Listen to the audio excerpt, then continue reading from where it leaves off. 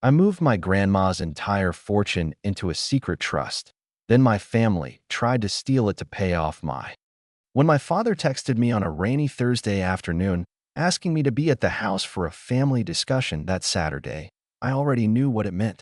I didn't need to ask for details, because in my family, discussion always translated to Troy did something stupid and we expect you to fix it.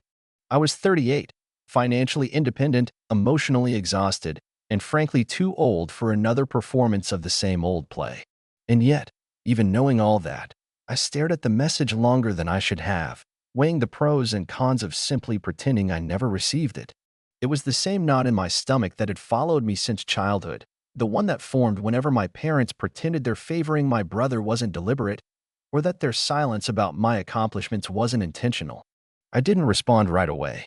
Instead, I forwarded the text to Renee, my best friend and law partner, with a message that read, "Guess who's about to get emotionally blackmailed again?" Her reply was almost instant, and it was just a gif of someone flipping a table, followed by Troy again. I leaned back in my office chair, staring out at the gray skyline of St. Louis, watching the rain beat down the windows of the building where I ran one of the most successful wealth strategy firms in the city. I was proud of what I'd built, independent of my family, of anyone really. My clients trusted me. My staff respected me. My name had value. And yet, when it came to my family, that same name felt like a chain around my neck. That evening, over Thai takeout and case files spread across the kitchen table, Renee leaned against the counter and asked, "So what's the over-under on Troy needing cash again?" I didn't look up from the contract I was reviewing. "Hi," I said. "Maybe catastrophic." Renee raised an eyebrow. "Cassandra mentioned seeing him at that casino across the river. Said it wasn't just poker night. Said he was a regular." I felt the document slip in my hand. "Again?" I asked, although it wasn't really a question. "Apparently, he's not at the small tables either. It's high-stakes stuff. Reckless." Of course it was. Troy didn't do measured. He didn't do consequences either. My parents had made sure of that. The next day, instead of finishing a client portfolio I'd promised to deliver by Monday, I found myself buried in old estate documents. Files I'd kept mostly out of habit, some out of curiosity, and a few, especially the ones from my grandmother Virginia, because I'd known deep down I might need them someday. That day felt like it had arrived. My grandmother had passed away almost 2 years earlier, and the estate had been one of the most complex our firm had ever handled. Not because of disputes or legal messes, but because Virginia had been meticulous. She'd left behind an old colonial manor in New Hampshire, a classic bond portfolio dating back to the Eisenhower era, and an extensive collection of antique jewelry, all cataloged and tagged with handwritten notes. She hadn't just left me money, she'd left me purpose. She'd made me the sole heir for a reason, and I could almost hear her voice in my head. "They won't understand. But you must." Growing up, I had understood very early on that Troy was my parents' golden child. If he skipped a test, there was an excuse. If he crashed a car, it was somehow the fault of the dealership. I brought home straight A's and got a passing, that's nice. Troy passed a remedial course and we had dinner at his favorite steakhouse. It wasn't even subtle. When I got into Northwestern on a full scholarship, my mother asked if I was sure I didn't want to take a gap year to support Troy's transition to community college. I didn't. I left home at 17 and never really looked back. But even distance didn't prevent the pull of family obligation from clawing at me every time Troy's life fell apart. I could feel it coming now, in the silence between my father's message and whatever plan they were about to drop in my lap. Troy had burned through 3 business loans already, one for a failed gym, one for a crypto startup that never got past the buzzword stage, and one for a sports bar that closed 6 months in because he'd forgotten to file for a liquor license. And every time, I'd sat across the table while my parents spun words like "just a bump" and "learning experience," while looking at me like I owed him my patience, my support, and sometimes even my wallet. This time, though, it was different. Because this time, my grandmother's legacy was involved, and that was something I wasn't going to let them touch. I already suspected it, that this meeting had nothing to do with catching up and everything to do with accessing the assets from the estate before the final paperwork cleared. Maybe they thought I wouldn't notice, or that they could spin some guilt-laced story and I'd fold like always. But they didn't know I had already taken action. Months before, I had begun the paperwork to move the estate into a structure they couldn't access, not without my say-so, not without going through fire. It wasn't just about protecting the assets. It was about honoring the one person in the family who had seen me, really seen me. Virginia had taken me to her attorney meetings. She had let me sit beside her while she worked through tax codes and balance sheets. While my parents handed Troy excuses, she handed me books on economics and made me learn compound interest by calculating her municipal bond yields. She gave me my first $500 and made me invest it, not spend it. When I was 23 and broke after law school, she didn't give me cash. She gave me a copy of my own credit report and helped me rebuild it line by line. Financial independence isn't just about money, she said. It's about not needing permission. That Saturday, I pulled up to my parents' house with every document I needed already packed in a slim black folder. I'd spent the night before reviewing case law with Renee and ensuring that my trust filings were complete and enforceable. I wasn't just going to the house. I was walking into a trap with a full set of armor and the map to the escape route. When my mother opened the door, she wore that brittle smile she always used when she wanted something. "Camille, finally. We've been waiting." The house smelled the same: coffee, leather polish, and the subtle tension that always hung in the air whenever something unsaid loomed large. My father was already seated in his study chair, a folder of papers open on the coffee table. Troy sat sprawled on the couch, looking anywhere but at me. I didn't need anyone to say a word. I could see it in their faces: the panic, the entitlement, the expectation. They thought this was going to be easy. They thought I was the same girl who used to say yes just to keep peace. They were wrong. I didn't touch the folder on the table because I already knew what was inside. I didn't need to read the fabricated justification they'd cooked up overnight to try and convince me that giving up control of my inheritance was a noble, family-centered decision. My father leaned back in his leather chair like he was presiding over a courtroom, and my mother crossed her legs with that carefully rehearsed poise she always used to soften her demands. They were both waiting for me to play the part one always had: the reasonable daughter who listened, who compromised, who would sacrifice her own interests so no one else had to feel discomfort. Except I wasn't that person anymore, and I hadn't been for a long time. I sat down across from them, slow and deliberate, placing my folder on my lap but not opening it yet. My brother finally looked up from his phone, his expression already defensive, like he expected an argument he wasn't prepared to win. His face was pale, his shoulders tense, and I noticed the slight tremor in his hand as he reached for the glass of water my mother had placed for him. Whatever they were about to say, I could feel the desperation behind it before a single word was spoken. "Camille," my father began, clearing his throat in that way he always did when he was about to lecture someone. "Your mother and I have been discussing some necessary steps we believe are important for the family." I didn't reply. I just let him continue, the way you let someone finish digging their own grave before you hand them the shovel. "We believe the most logical, fair, and forward-thinking action is to place your grandmother's assets into a consolidated family trust." He gestured to the folder I refused to touch. "We've already started drafting the structure with an attorney who specializes in multi-generational wealth preservation." I couldn't help the small laugh that slipped out of my throat, low and without humor. "That's quite a phrase," I said. "Multi-generational wealth preservation. Sounds so professional. Almost like this isn't about saving Troy from the consequences of his latest disaster." My mother flinched slightly but recovered quickly.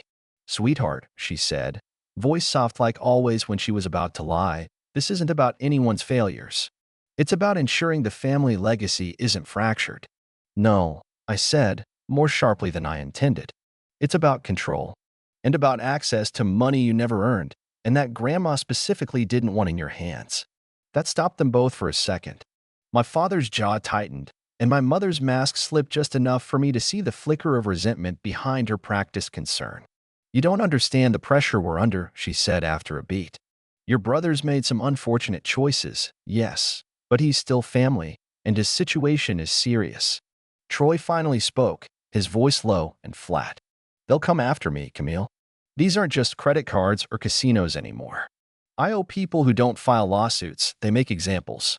He looked directly at me now, and for the first time in years, there was no arrogance in his eyes. Just fear. "I made mistakes, but if I don't pay them soon, something worse than bankruptcy is going to happen. And you think liquidating Grandma's assets is the answer? I asked. You think taking the home she wanted preserved, the investments she wanted protected, the heirlooms she passed down to our side of the family, and selling them to cover your criminal debts is somehow justified? My father exhaled like I was being unreasonable. What other choice do we have? He snapped. Would you rather see your brother hurt or killed over a few outdated sentiments in a will? That was the moment I opened my folder, slowly and without rushing, because I wanted the weight of it to settle in the room before I began. I already knew this was coming, I said. Months ago. Maybe not the exact numbers or the extent of how badly Troy had dug himself into a hole, but I knew you'd try something like this. I pulled out the notarized trust documents, stamped and sealed. That's why everything has already been moved. The house, the portfolio, the entire collection, it's all now under a legally binding irrevocable trust. The silence in the room was instant and total. My mother's face went white. My father blinked like he hadn't heard me correctly. Troy swore under his breath and stood up, pacing like he was about to punch a wall. That's not possible, my father said, shaking his head. We haven't even reached final probate. I held his gaze. That was finalized last week. I expedited the process with Edwin's help. Everything's already been transferred. My mother rose from her seat like she needed to physically tower over me to reclaim control. You went behind our backs, she hissed. You locked us out of our own family's future. No, I replied. I locked you out of stealing a legacy that wasn't yours to begin with. Grandma didn't trust you with it. She trusted me. And she had good reason. Troy was red-faced now, fists clenched, breathing heavily. You're going to let them come after me? He shouted. You're going to watch me get dragged into some alley and left bleeding. Because you're too selfish to part with what? Some dusty jewelry and an old farmhouse? I'm protecting something bigger than property, I said. I'm protecting the only part of this family that wasn't corrupted by your failures and their excuses. My father stood then, his voice like ice. We'll contest the trust. We'll file claims of undue influence, mental incompetence, whatever we have to do. I shrugged. You're welcome to try. Diana made sure it was bulletproof. All you'll accomplish is draining what little savings you have left on legal fees. I looked at my mother. How much is left in your retirement accounts, by the way? Or should I ask how many times you've mortgaged this house to cover Troy's messes? Her mouth opened, then closed. And that was enough for me. I stood up, sliding the folder back into my bag. This was never about helping Troy. It was about all of you avoiding accountability one more time. I turned toward the door. I'm not part of that pattern anymore. As I left the house, I could hear my brother shouting, my mother crying, and my father trying to reassert some kind of control over a situation he no longer had his hands on. For the first time in years, I didn't look back. By the time I got back to my place that evening, my hands were trembling so badly I dropped my keys twice before I managed to unlock the door. I hadn't expected the confrontation to go smoothly, but nothing prepares you for the sound of your own family turning on you in real time. Even when you know they're wrong, even when you've prepared every word, every defense, every signature, there's still a hole that opens inside you when you hear your mother cry like you've betrayed her and your brother accuse you of leaving him for dead. I didn't cry right away. Instead, I poured a glass of bourbon, sat on my balcony in the dark, and stared at the streetlights below like they held answers to something I hadn't figured out yet. I don't know how long I sat there, but when the phone rang just before midnight, I didn't recognize the number. Normally, I'd let it go to voicemail. That night, I answered. Camille, the voice said, low and unfamiliar, but somehow oddly certain. It's Jonas. For a moment, I didn't respond. It had been more than 15 years since I'd heard that name spoken in my family without contempt. Jonas was my father's younger brother, long estranged, long dismissed as a black sheep no one dared talk about. He was cut out of our lives when I was still in high school, and I'd only seen him once since, at my grandmother's funeral, standing far from the casket like he didn't have the right to grieve with us. Why are you calling me? I finally asked. Because your grandmother asked me to, he said. And because you need to know the full story before this goes any further. We met the next day at a quiet diner on the east side of the city, the kind of place with chipped coffee mugs and cracked vinyl booths that hadn't changed since the early 80s. Jonas looked older than I remembered, his hair fully gray and lines etched deep into his face, but his eyes were clear. He didn't waste time with small talk. Your grandmother knew what your parents would try, he said. That's why she kept me in the loop. even when they refused to speak to me. She trusted me to act if they ever tried to dismantle her wishes. He slid a thick envelope across the table, filled with copies of documents I hadn't seen, bank statements, loan agreements, and an old letter written in my grandmother's hand, addressed simply, "In case they try." What Jonas laid out in the next 30 minutes reshaped everything I thought I understood about the last 2 decades of my family's history. My parents hadn't just bailed Troy out once or twice. They'd been quietly covering for him since his early 20s. Every time he racked up new debts, they drained retirement savings, opened new credit lines, or liquidated heirlooms they claimed had been donated.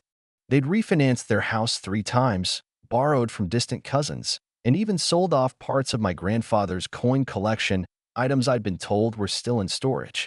They were drowning, Jonas said, his voice level. But they couldn't admit it, especially not to you. It made sense in a sick, backwards way. My father had always clung to the image of being the family's provider, the one in control, the man who never needed help. Telling his daughter, his financially independent, accomplished daughter, that he'd bankrupted himself trying to save his son would have been admitting total failure. Instead, they pinned everything on me, the fallback plan they assumed would always say yes. "And now?" I asked, folding the letter back into its envelope. "Now they think I'll cave and do it all anyway?" Jonas nodded. "But you didn't. And that changes everything." That evening, I called Renee and told her everything. She didn't even try to hide the fury in her voice. "You mean to tell me they were planning to liquidate your inheritance while lying about it to your face, and they still expected you to play savior again?" I could hear her pacing on the other end of the line. "Camille, we should go public with this. If they try to contest the trust, if they even think about it, we bury them in court." I told her I wasn't ready for scorched earth. "Not yet. There's still a small chance they'll come to their senses," I said. "And if not, then we prepare for war." I gave myself 2 days before I made the next move. 2 days of silence, during which no one called, no one apologized, and no one checked in. Then I sent the message. Meeting. My office. Thursday at 10 a.m. Be on time. No pleasantries. No explanations. Just a formal summons they could either accept or ignore. They all came. Leonard in a crisp blazer he probably hadn't worn since the last legal hearing he presided over. Paula with sunglasses perched like armor on her head, and Troy trailing behind them, a mix of shame and lingering entitlement etched across his face. Renee sat beside me in the conference room, calm and unreadable, a silent reminder that I wasn't alone this time. Before anyone could speak, I laid the facts on the table. "I know everything," I said. "I know about the debt, the second mortgages, the false statements you made to Edwin, the conversations with the other attorney. I know you plan to override the will if I didn't cooperate. I have documents. I have copies. I have legal protection. So if you're here to intimidate me, it won't work." They didn't argue, not immediately.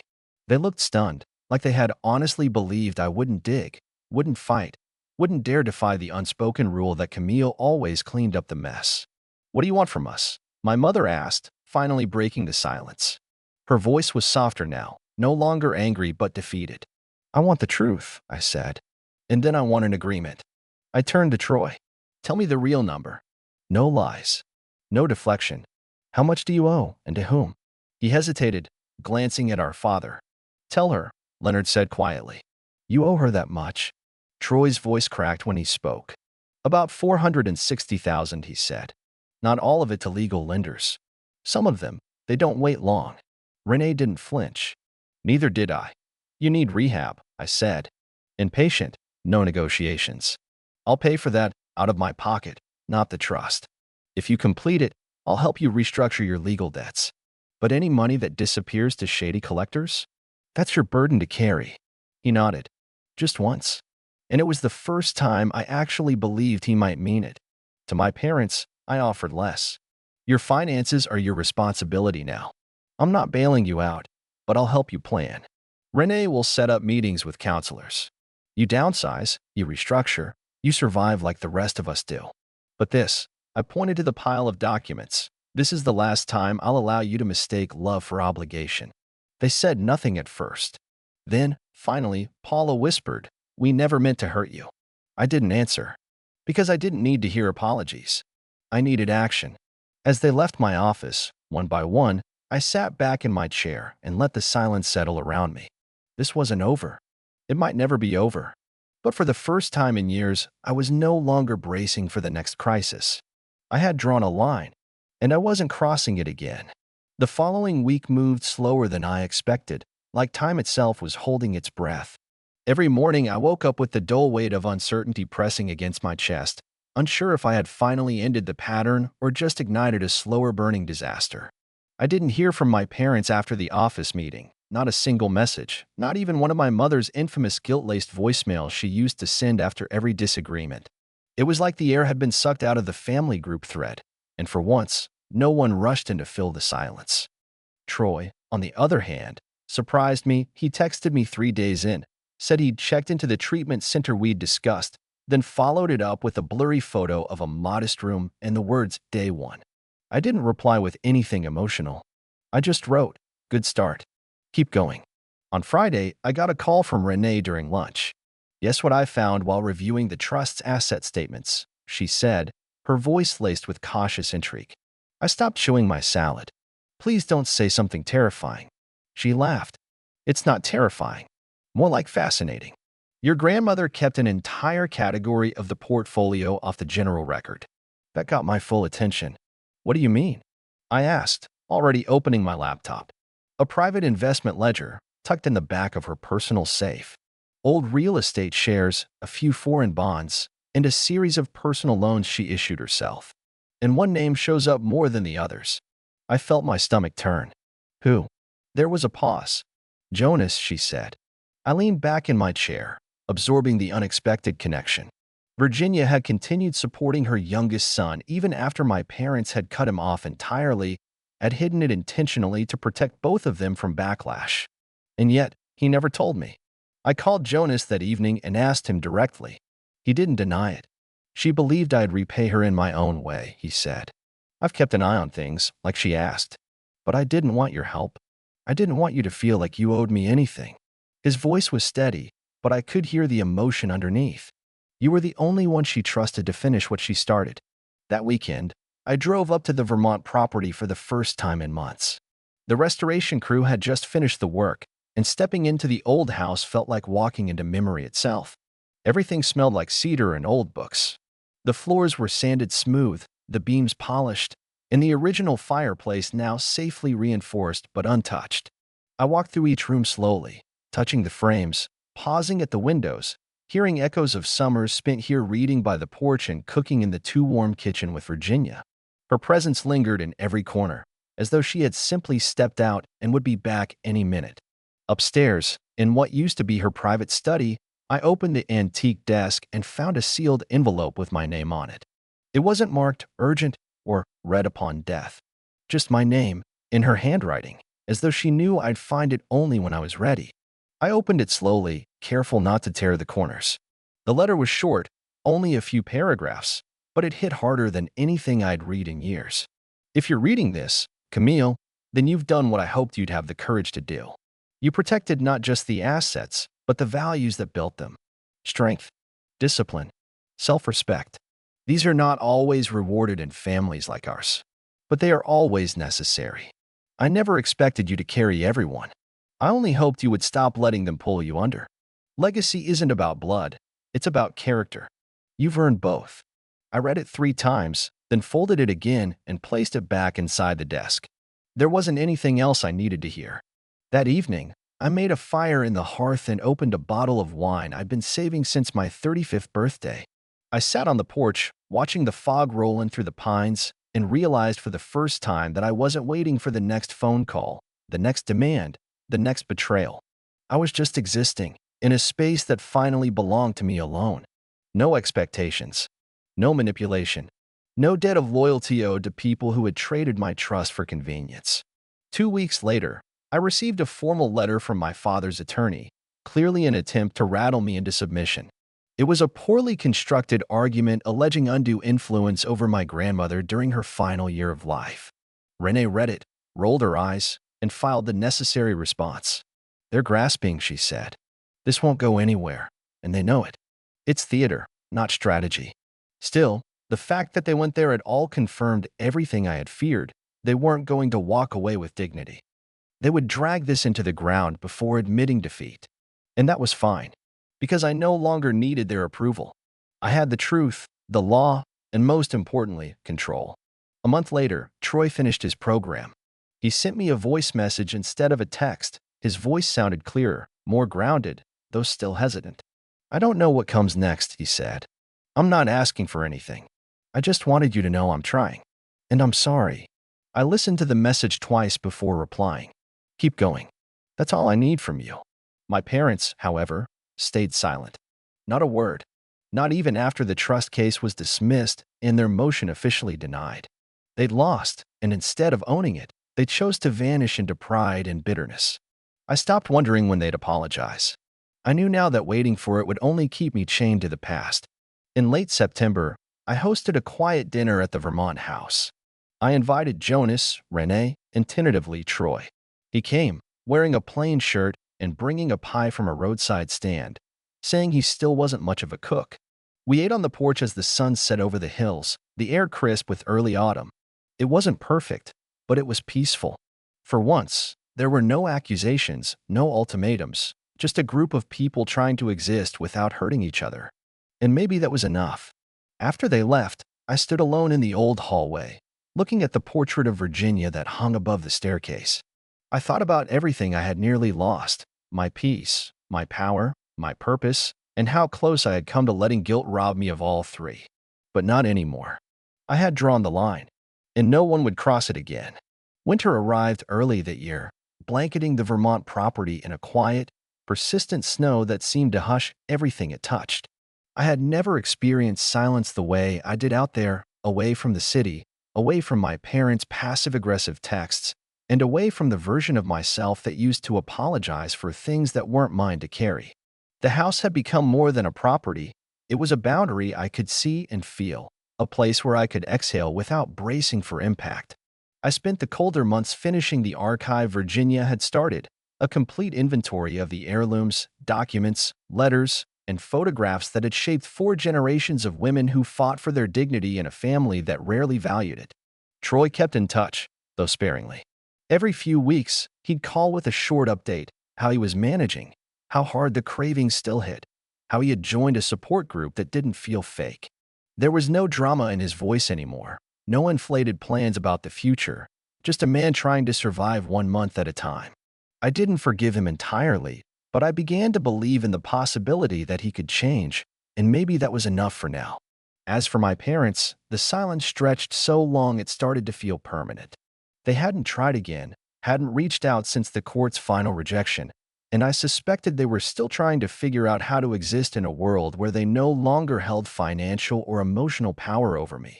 In early spring, I received an unexpected package with no return label. Inside was a small leather notebook filled with Virginia's handwriting, reflections, quotes, observations about her life and legacy. Near the end, I found an entry dated just weeks before her death: "Camille will have to be stronger than any of them were. Not because she's better, but because she understands the weight of silence. I hope she knows that love can look like distance when protection is necessary." I closed the notebook and sat quietly for a long time. It was the kind of message you can only understand after you've already made the hard decisions, after you've stood alone in a room full of people who once claimed to love you and said no anyway. That summer, I opened the property to a few trusted friends and clients, people who understood discretion, who saw the value in preservation, and who weren't looking to exploit anything. It became a kind of quiet retreat, a space for healing, thinking, and reclaiming what had been stolen by years of emotional obligation. Renee visited often, bringing coffee and updates from the city, and we'd sit on the porch laughing at how close I'd come to letting it all slip away. "You rewrote the entire story," she said one night. "Most people wouldn't have had the nerve." I shook my head and smiled. "I didn't rewrite it," I said. "I just stopped letting them write it for me." The final piece fell into place one warm evening in August, when Troy drove up unexpectedly. He didn't call ahead or bring drama, just pulled into the gravel drive, stepped out with a bag of groceries, and asked if I had room for another chair on the porch. We sat for hours, mostly in silence, sipping iced tea while fireflies blinked across the yard. At some point, he cleared his throat and said, "I'm not here to ask for anything. I just wanted to be somewhere that wasn't chasing me. I nodded, not offering forgiveness but offering space. And for the first time since we were kids, it felt like we were on even ground. In the end, I realized that inheritance isn't just about what gets passed down. It's about what you choose to protect, what you refuse to surrender, and what you learn to let go of. Virginia didn't leave me wealth, so I could share it with people who didn't respect its worth. She left it so I could finally stop trading my peace for their comfort. I honored her wishes, but more than that, I honored myself. And maybe that's the kind of legacy that matters most.